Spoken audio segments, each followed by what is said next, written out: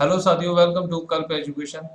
आज मैं आपको अलग अलग टॉपिक के कुछ सवाल कराऊंगा जिसके माध्यम से हम उनके कॉन्सेप्ट समझेंगे और शॉर्ट तरीके से सवाल को कैसे करते हैं यह भी देखेंगे। तो आपके सामने पहला सवाल आ रहा है कि 5,000 कीमत वाला एक खराब टीवी 50% हानि पर बेचा जाता है। यदि कीमत को आगे 50% और घटा दिया जाए तो बिक्री कीमत क्या होगी? एक तो कॉमन सेंस से कर सकते हो।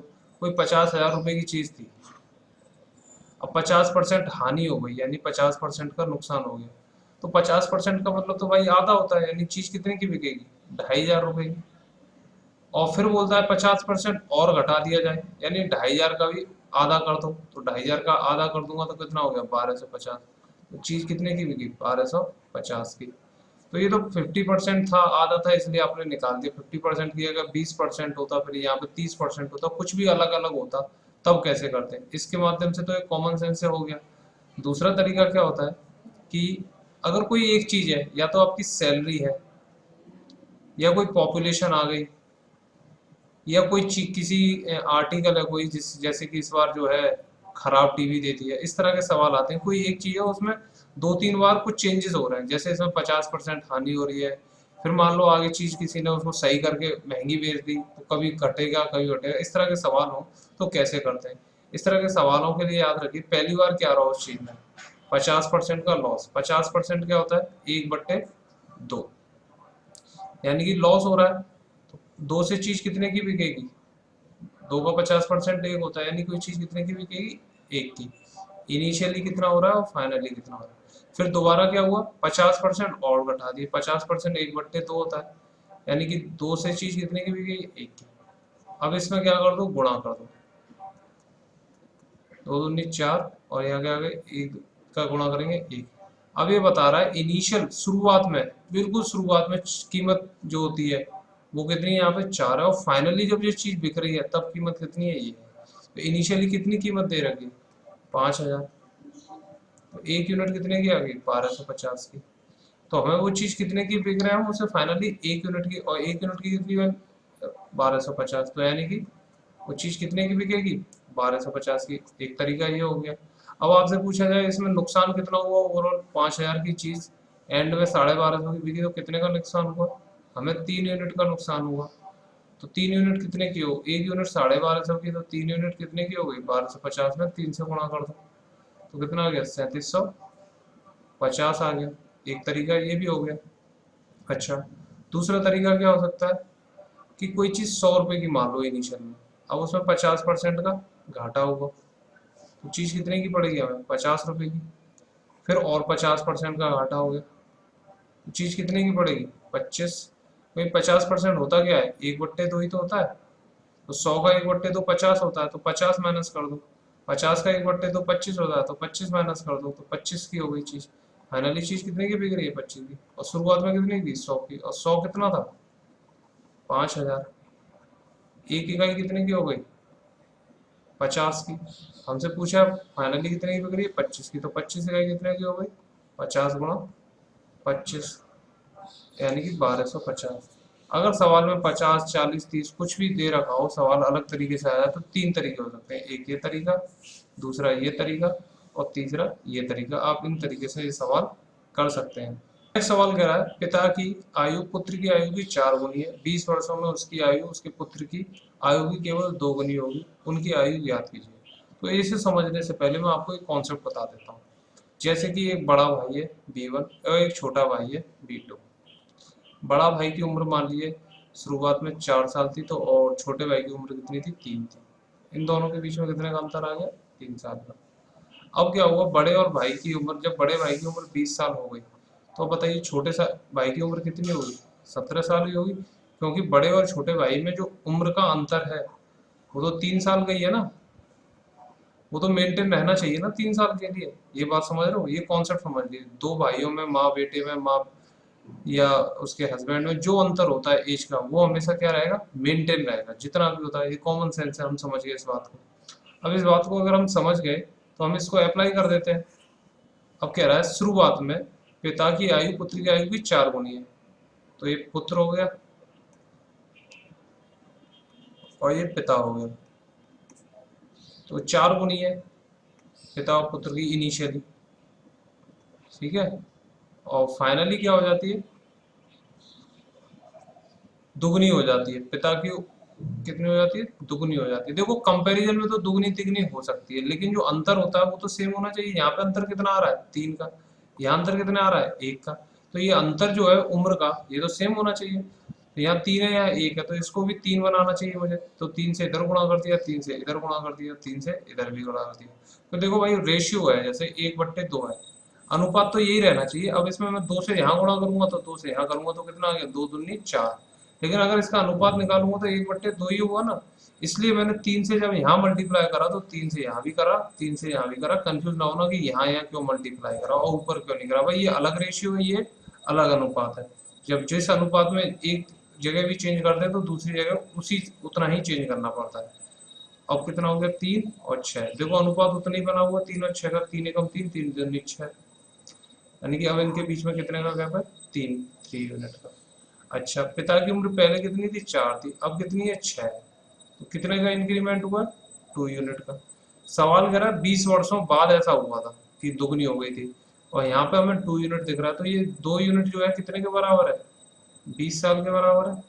तो 1 यूनिट कितने की हो गई, 10 साल की हुई कि नहीं हुई। 20 में 2 से भाग दे दोगे तो 10 साल हो गई। एक इकाई कितने की आ गई, 10 की। कैसे आई है, इस वाले 20 में हमने ये 2 नीचे लेकर आए, इससे भाग दिया तो ये 10 ईयर आ गया, यानी एक इकाई 10 की है। अब आपसे इनिशियल उम्र पूछी गई है, तो इनिशियल निकालने के लिए क्या करेंगे, 10 से इधर गुणा करा, 40 साल। पिता 40 साल का था तब बेटा 10 साल का था, और 20 साल बाद पिता 60 साल का हो जाएगा, तो बेटा कितने का हो जाएगा, 30 साल का हो जाएगा। 10 से इधर गुणा कर दो, 10 से यहाँ कर दो। बस एक बार एज पता चल जाए एक इकाई कितने की है, 10 यूनिट की। सवाल इस तरह से हो जाते हैं, समझ गए। ये तरीका होता है सवाल को करने का। नेक्स्ट सवाल देखते हैं हम। पी और क्यू एक कार्य को मिलाकर 6 दिनों में समाप्त कर सकते हैं, तो क्यू अकेला इसी कार्य को 10 दिनों में कर सकता है। और ये वर्क एंड टाइम का कार्य एवं समय वाला चैप्टर का सवाल है, तो ये कैसे करेंगे इसका कॉन्सेप्ट समझें। जो भी डेज दे रखे हैं, कितने 6 दिन में कर लेते हैं, क्यू अकेला 10 दिन में कर लेता है। इसमें स्टेप 1 जो आपका रहता है कि आपको वर्क डन पता होना चाहिए, कितना काम है, कुल काम कितना है।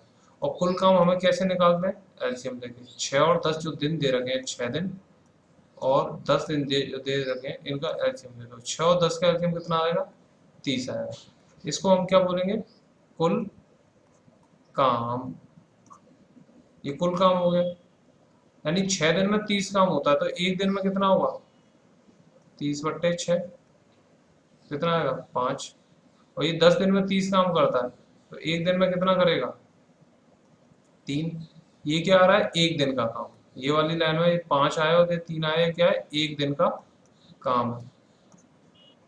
एक दिन में कितना काम हो रहा है, 5 और 3। तो P और Q मिलकर एक दिन में 5 काम कर देते हैं, और Q उसमें से एक दिन में 3 करता है। तो बचा कुचा काम जो होगा, ये 5 हो रहा है ना ओवरऑल, तो ये P कितना कर रहा है, एक दिन में 2 काम कर रहा है।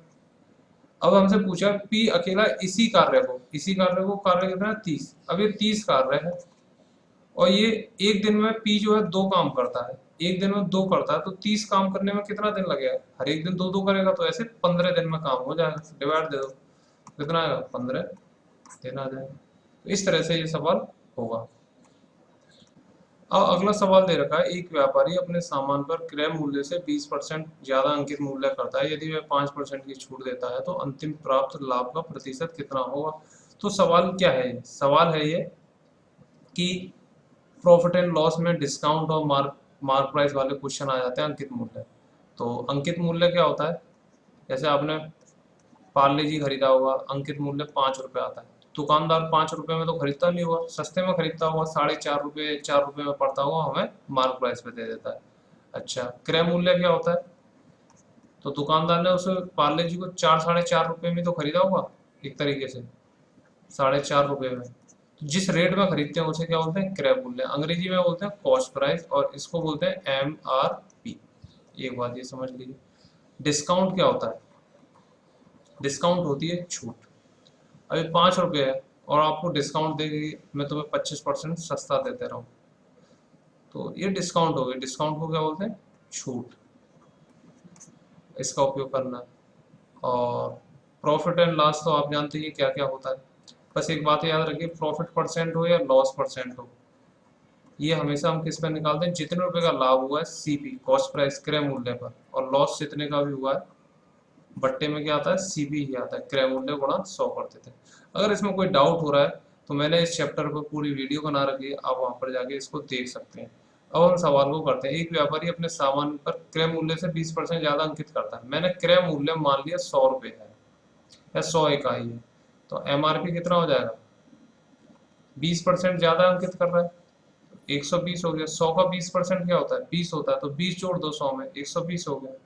यदि ये 5% की छूट दे रहा है तो अंतिम प्राप्त लाभ का प्रतिशत कितना प्रतिशत होगा। अब इस पर इसने 5% की क्या दे दी, छूट दे दी, मुझे डिस्काउंट दे दिया, कितने का, 5% का। 120 का 10% कितना होगा, 12, एंड से पॉइंट लगा दो तो आपको हमेशा क्या मिलेगा, 10% मिल जाएगा किसी भी संख्या का। अब 10% तो 12 है, तो 5% कितना होगा, इसका आधा यानी कि 6। ठीक है, तो 120 में 5% का डिस्काउंट देंगे तो कितना कम हो जाएगा, 114। यानी कि फाइनली जो चीज बेची जा रही है, सेलिंग प्राइस होता है विक्रय मूल्य, 114 में बेची जा रही है। तो 114 में बेची जा रही है कौन सी चीज, जो 100 रुपए में ली होगी, 100 इकाई में जो चीज ली वो 114 में बेच दी, तो कितने का फायदा हो रहा है, 100 से ली चीज 114 में बेच दी, 14 रुपए का फायदा हो रहा है। किस पर हो रहा है, 100 पे फायदा हो रहा है। 100 क्या है, सीपी है, 14/100 गुणा 100 दिया तो कितना आ गया, 14% आंसर आ गया। तो हमारा आंसर कितना हो गया, ये हो गया। समझ गए, उम्मीद है समझ में आया होगा। नेक्स्ट सवाल और देते हैं। अब सवाल दे रखा है, 14 बच्चों का औसत वजन 22 किलो है। यदि अध्यापक का वजन भी मिला दिया जाए तो औसत वजन 23 किलो हो जाता है। अध्यापक का वजन कितना है। देखो औसत का फॉर्मूला जान लो पहले, बेसिक। बेसिक कहता है औसत।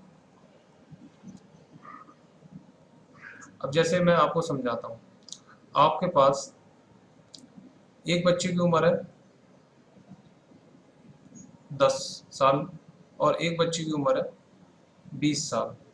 ठीक है, तो और आपसे पूछा जाए इसका औसत निकालिए, तो कितने बच्चे हैं, एक बच्चा 10 साल का, एक बच्चा 20 साल का, इनकी दोनों को जोड़ दो।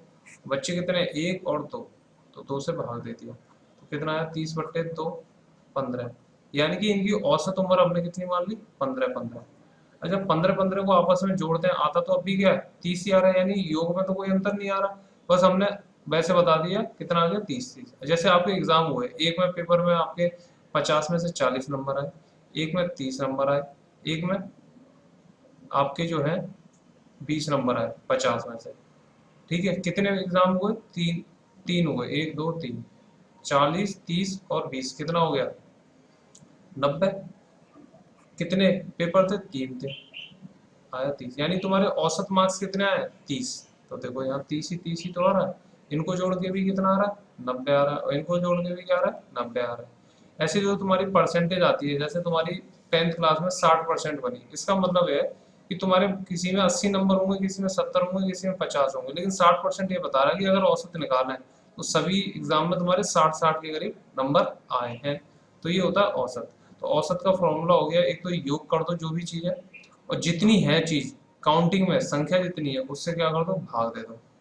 अगर मैं औसत का गुणा संख्या से दे दूंगा, ये संख्या से गुणा कर दूंगा, तो मुझे क्या मिल जाएगा, योग मिल जाएगा। ठीक है, ये दो फॉर्मूले होते हैं, इनसे हम इनको सवाल को करेंगे।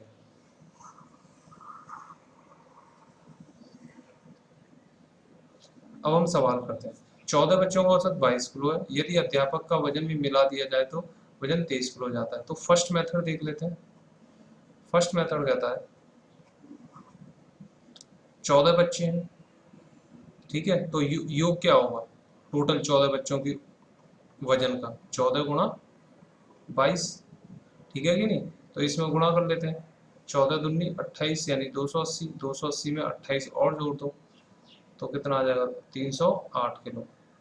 फिर यहाँ 14 लोग थे, अब योग करना कितने लोगों का, 15 लोगों का। क्यों, क्योंकि एक टीचर भी आ गया। जब हम उस टीचर को जोड़ देते हैं तो सभी का योग कितना हो जाता है, 23 23 23, तो 23 है, और हैं लोग कितने, 15। जब 23 का गुणा 15 से करेंगे, 15 दूनी 30, 345। अब यहाँ 14 बच्चे हैं और इधर 15 लोग हैं जिसमें 14 बच्चे एक टीचर है, यानी कि इसमें टीचर का जो वजन है वो इंक्लूड, अगर इसमें से इसको भाग कर दूं, वो घटा दूं इसको 345 में से 308, तो मुझे क्या मिलेगा? मुझे मिला 37। ये क्या है? ये टीचर का वजन है। ये एक्स्ट्रा क्यों आया 308 से 345? क्योंकि यहाँ 14 बच्चे थे, यहाँ 14 प्लस एक टीचर था, तो जो एक्स्ट्रा हुआ वो क्या हुआ? टीचर हुआ। तो टीचर का वजन कितना हो गया? 37 किलो। एक तो ये तरीका हो गया जो कि आपको इसमें कुछ नहीं करना, बेसिक तरीका हो गया। शॉर्ट मेथड क्या होगा? अब देखो, एक तो 14 बच्चे हैं और एक 15वां टीचर है, इन सबका जो है औसत कितना है? 23 किलो है। लेकिन अगर इन सिर्फ 14 लोगों का बात करें, जो 14 बच्चे हैं, इनका औसत कितना है? 22 है। अब मुझे इसे 23 बनाना है, तो सबके पास 23-23 होना चाहिए, इन 14 के पास 23-23 होना चाहिए, और 15वां जो टीचर है इसके पास भी 23 होना चाहिए। तो 23 इधर आ गया। अब इनके पास तो 22-22 है, यानी हर एक बच्चे को कितना मिलना चाहिए? एक एक मिलना चाहिए। तो 14 बच्चों को कितना मिलेगा? एक एक मिलेगा, तो 14 ये मिल गया और 23 ये मिल गया, तभी तो औसत वजन होगा।